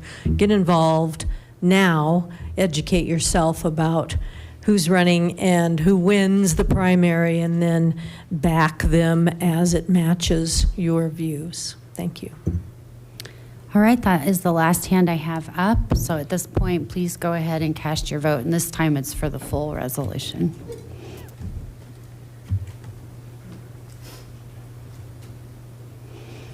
And that passes 10 yeses and 0 noes. Thank you, everyone. Will the clerk please read item 8A into the record? Item 8A, ordinances on second reading and public hearing. O 2026-19, an ordinance declaring the intent of the city of Lakewood to acquire interest in property for public purposes for the construction of lighting facilities along W Line bike path from North Lamar Street to Mount Air Park, and pedestrian and cycling facilities at Lamar Street and Harlan Street, and authorizing negotiations with property owners, acceptance of conveyance instruments, and condemnation of real property interests, subject to further council approval. Okay, thank you. I will now open the public hearing on item 8A, but also in statement that we have no one signed up to speak on this issue. Is there anyone in the room that would like to sign up to speak on this issue? All right, we'll go ahead and close the public hearing. And may I have a, do you want to speak? I'll do the motion. Okay, may I have a motion, please? I move for the adoption of ordinance O-2026-19 on second and final reading. Second. All right, we have a motion on the floor and a second. I have one hand up. Mayor Pro Tem Sharazai. Okay, thank you. I just want to say I view the Colfax corridor holistically before we get into this, but I do have a question on, in the staff memo, there's a reference to this as being paid for by Ward 1 budgeted dollars, and I was hoping that staff could help clarify that. I know that in the past, and I'll use the Westland parking lot as an example, that money is earmarked for Ward 1 projects. And so I want to understand, is this different than that? And why would we use Ward 1 dollars to pay for a Ward 2 project?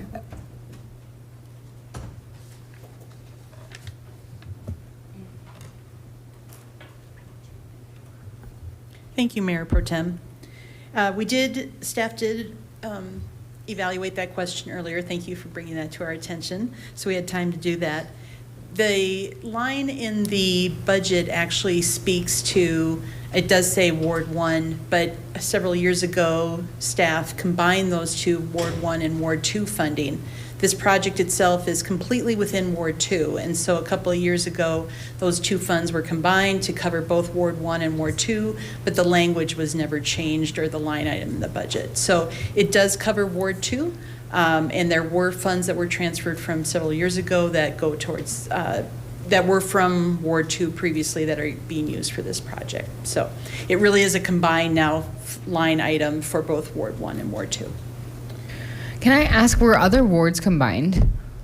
Not to my knowledge. Okay, so this is meant because we're supposed to view this corridor holistically? Perhaps, yeah. And so there is still an articulation of these dollars from Ward 1 came in 2023, and these in 2024, and then Ward 2 brought in their dollars. And I understand that staff previously had a plan particularly for art across these two wards. What will that look like moving forward? Like, you know, again, I want to view this corridor holistically, but I also want to ensure that some of the things that were promised to Ward 1 are still being considered as we merge those into a line item for 2 wards, and I don't believe that that same treatment was applied to other parts of the city. Certainly, yes. We're working to develop or update that list, and we'll get that back to City Council of what that entails of the specific art projects or what those dollars are planned to go towards. Thank you. I'll also follow up on whether any of the other wards were combined at all. Great, thank you. Do you want to hang out? Well, Yeah. just in case. Okay.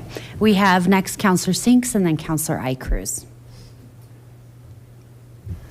Thank you. I appreciated your answers to the questions I submitted earlier this afternoon. And my concerns were over the lighting along the path and what really it would be like. And so what we kind of zeroed in on is it's pretty similar to just street lights. And so when you think about the lighting along there, think of street lights, not any motion sensor or solar powered, although that would be my wish. But we don't get all that we want. So I'll just think of them as street lights. Thank you. And they are pedestrian scale, meaning that they're lower than what you would see maybe adjacent to like Wadsworth or Alameda or something like that. So more in like the 10 to 12 foot range. So more directed down, so somebody either walking or biking along the trail. Great. Thanks for adding that. Counselor Icruz. Thank you. Appreciate understanding better the implications for my neighbors to the west in Ward 1, but also just wanted to appreciate staff for making this important safety and comfort improvement for folks on the W line path. I know that that's a critical junction for a lot of people going in and out of our city, and so really grateful for this work to improve the ability for bicycles and pedestrians to move through my district. So thank you. Thank you. And before we vote, I'd like to echo that sentiment. I think it will be lovely to see that path lit up. I'm excited to see that work completed. And that is one comment that we hear quite regularly from our folks, not even just in Ward 1 and Ward 2, but our users of the W line is the request to make it safer and to make it cleaner and all the things. So very much appreciate staff making work in that progress. So thank you. Thank you. And I have no other hands up anymore. Thank you for joining us up here to answer questions. And council, with that, we'll go ahead and, did we do a motion? Okay. But we have a motion on the floor in a second, and please go ahead and cast your votes.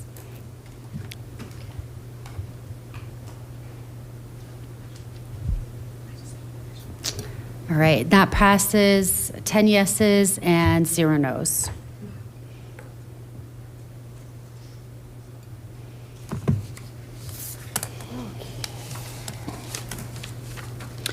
That brings us to our next point of public comment, but I'm not sure we have everybody in the room for that. Carol Tarpley? Nope. Steve Denner? And Arnie Carter. He is gone. Okay. All right. Well, we have no second part of public comments, so we'll go ahead and close that. And that brings us to our executive report, or I'm sorry, general business. We have nothing on general business. Do we have an executive report? Yes, thank you. Just 2 quick things. One is an announcement of a recent promotion. This hasn't happened in our history that we would have 2 division chief positions opened at the same time, and we have. And Commander Alish, who you just saw, has been promoted to Division Chief, as well as Commander Brian Lovejoy has also been promoted to Division Chief. Those are important promotions, and I'd like to congratulate both of them.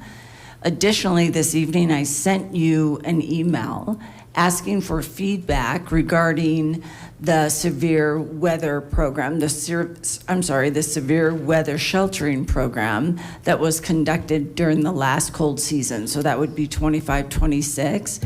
And the county is asking for feedback from the city managers. And I'd like to get your feedback that I can represent on Thursday morning. So I know that's that's a quick turnaround. If there's anything you want to offer, just even if it's in bullet points or quick notes, please send that my way, and I'll represent that to the county on Thursday morning at 8 a.m. So thank you.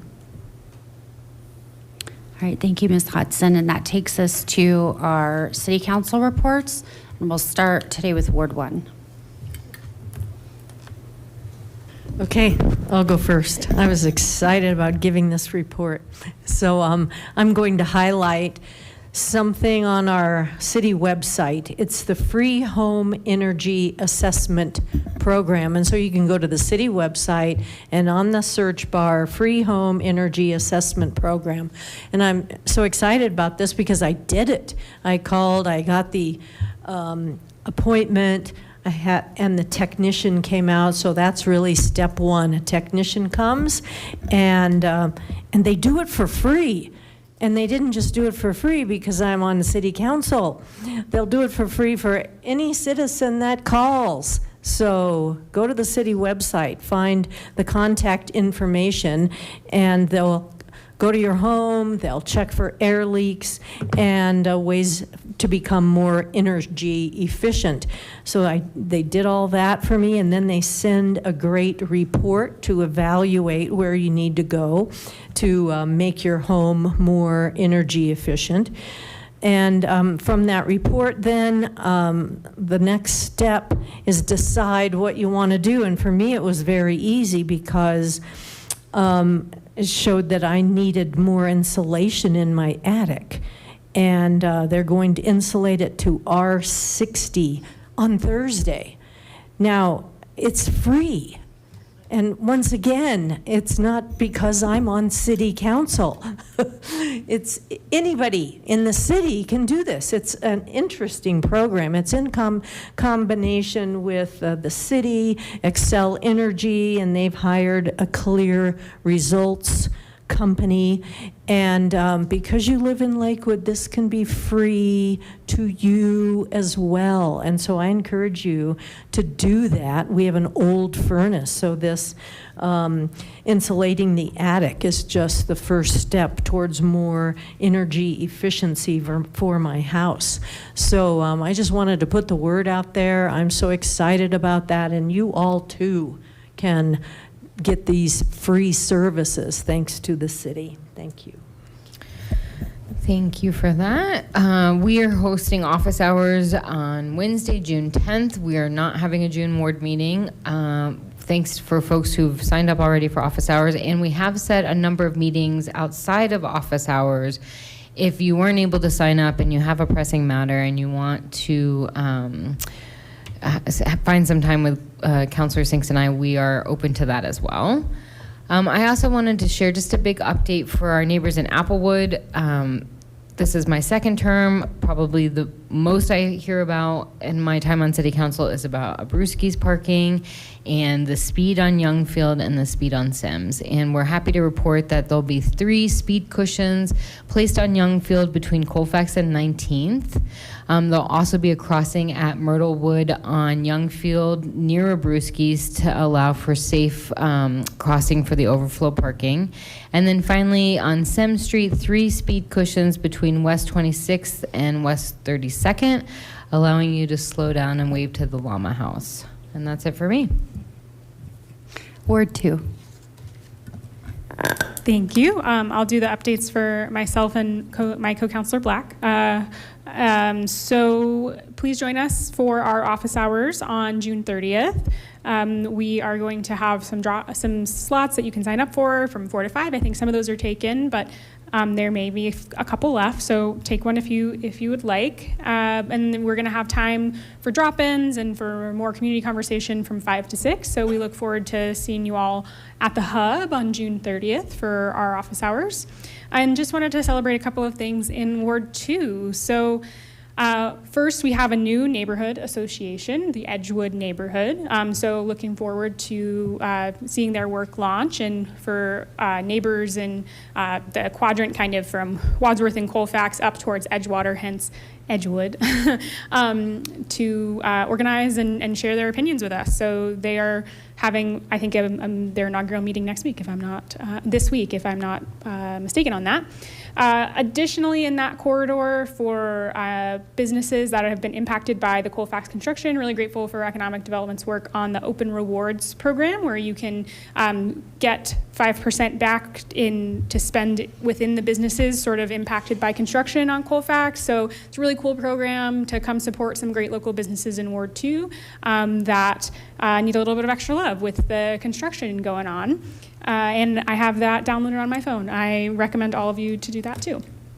Additionally, just wanted to celebrate the tree planting program that sustainability led this last week. So in addition to sort of the broader tree sale, which we know residents across the city can benefit from, they identified actually my neighborhood as a neighborhood with particularly little tree cover, and that is very susceptible to some of the heat risks that are going to be growing as our climate continues to change. And so they planted trees throughout the neighborhood to really help boost that tree cover with a mind towards equity and a mind towards improving safety and safety for our residents. So really grateful for the thoughtfulness of that program and for the benefits that will have in my neighborhood. So grateful to Caitlin and her team for their work on that.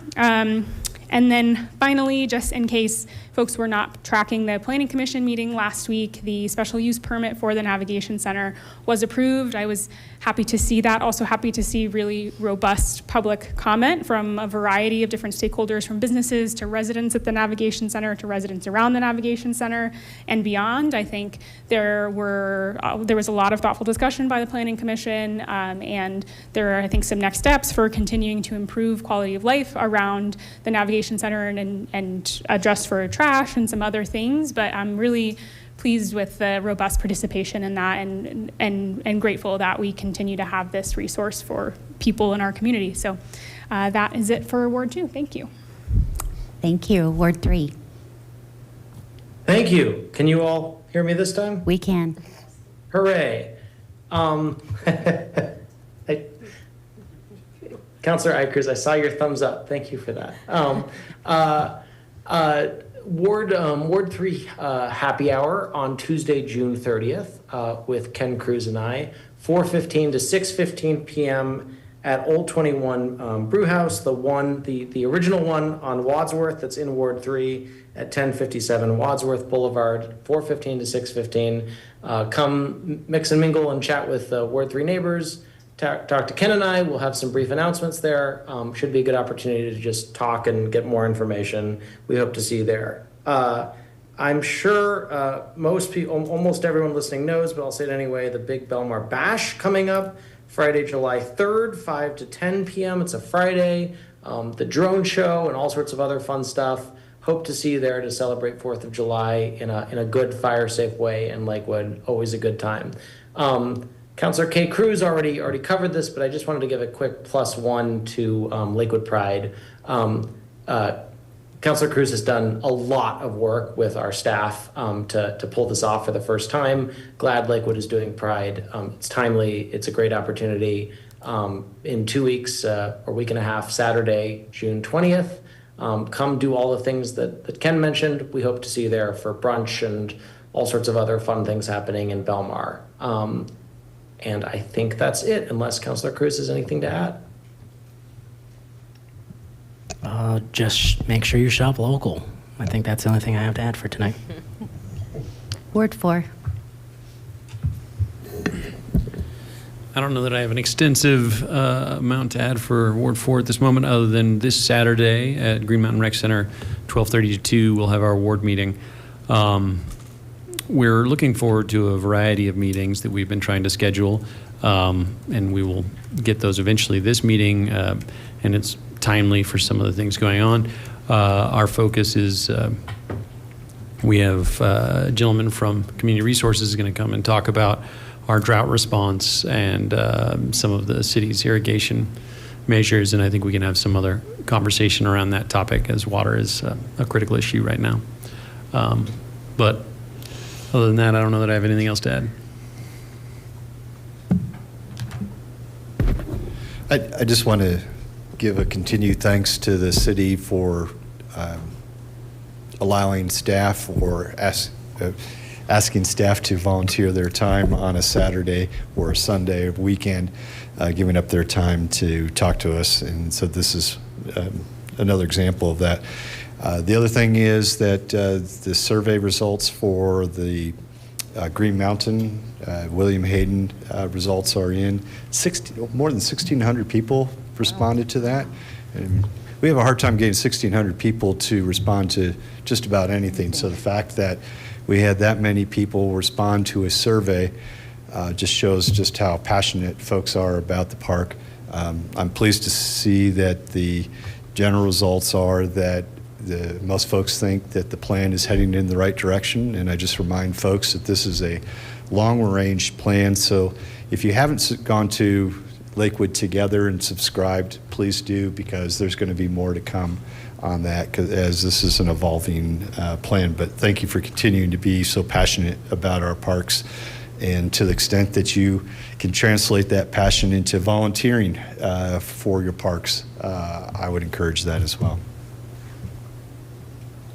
Ward 5. Thank you. I just want to mention that we have a number of programs that the sustainability department or division, whatever you're calling them these days, have available to residents. We have the Garden in a Box program, which helps people that are starting to learn more about planting native plants and their huge benefits to pollinators that are so critical right now. You can also have if you're fortunate enough to have a yard with trees, and get your sprinkler evaluation done, which will also, again, provide you opportunities to save water. And, that's extremely critical. There's also a lawn replacement discount available. So please keep these things in mind. And again, like, the tree situation is so critical. If you are fortunate enough to have trees in your yard, please water them. We need to try to protect and save as many mature trees as we can so they can continue to help us with our air quality situation. The next Sustainability Advisory Committee meeting is going to be on June 26th at 12:30, and the topic will be micromobility, so everyone is welcome to attend, and we're looking forward to that meeting. And our next ward meeting is going to be at the 121 Brew House on Oak Street, which is the new location. That's going to be June 10th at 5:30. So please join us there, and check out the new version of Old 121. Thank you. All right. That will end with me. Councilor LeBure has yielded his time, so he's ready to get out of here. I don't have a whole lot. I don't have any exciting events to announce or anything tonight, but I just wanted to express my gratitude to the city. I just returned yesterday from the U.S. Conference of Mayors. I spent 4 lovely days, or 3.5, in Long Beach, California, at a convening with hundreds of mayors from across the United States of America. And I've been doing conferences for more years than I'd like to admit publicly. U.S. Conference of Mayors, hands down, does the best conference to walk out of and feel like you have learned and you have actionable things to put into place, because we have challenges in our city, but we are not the only city that has those challenges. The U.S. Conference of Mayors was formed and initially convened, I think it was in 1931, right around the Depression. Mayors coming together to say, we know that solutions are out there.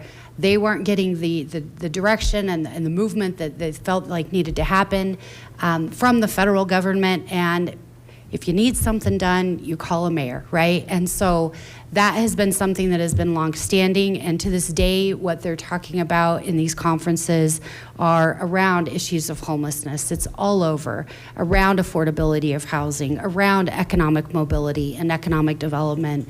And it just was an incredible time to sit and talk to others in this position and to learn from other cities. What are we doing? What are we not doing? What has worked? What has not worked? So I'm excited to report out to council some of the things that I have learned over this trip and maybe things that we can integrate into our own work plan over the next year or two. And that leads us to our next regular business meeting will actually be canceled, as many of us will be at the Colorado Municipal League, while not talking with our national colleagues for this particular conference. We will now be able to elbow, get down, roll up our sleeves, and learn what other Colorado communities are likewise doing. So for those of you that like to join in on regular business meetings, now you know that June 22nd will be canceled, as we are up there feverishly learning things to bring back to Lakewood, as we all work together every Monday-ish to put good work in place. And that's all I have for my mayor's report tonight. Again, thank you for sending me to U.S. Conference of Mayors, and I look forward to seeing everybody next week. We will have a study session that will be centered around some amendments being brought forward for our charter, as well as zoning code. Where do we go from here? So for those that were tuning into the zoning conversation, this is your opportunity to learn a little bit more as we continue to shape the process of how we move forward with zoning. Nothing is baked. We're just right in the idea formation stage. So I would encourage everyone to join in, send counselors your thoughts, and we will begin the conversation next week, June 15th, in our study session. With that, I will go ahead and adjourn our meeting at 9:10 p.m.